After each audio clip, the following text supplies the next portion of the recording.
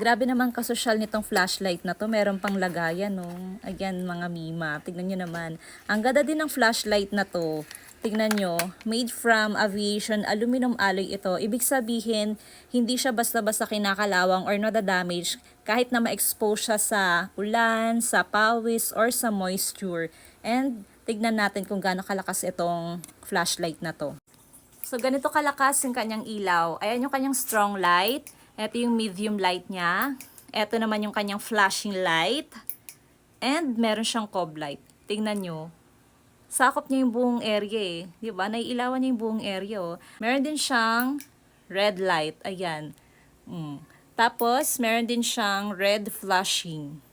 And hindi lang yan mga mima. Telescopic zoom pa to. Tingnan nyo. Ayan. Malayo yung nararating ng ilaw nito kapag nasa labas kayo. Long range kasi siya. Waterproof and rechargeable na rin itong flashlight na to. Meron na rin siyang kasamang Type-C na charging cord. Ayan. Yung battery life niya is 1,800 mAh. Tapos naglalas siya ng up to 10 hours. Di ba ang tagal? Depende yan sa paggamit mo ha. Kaya kung naghahanap ka ng magandang klaseng flashlight and affordable lang, go for this.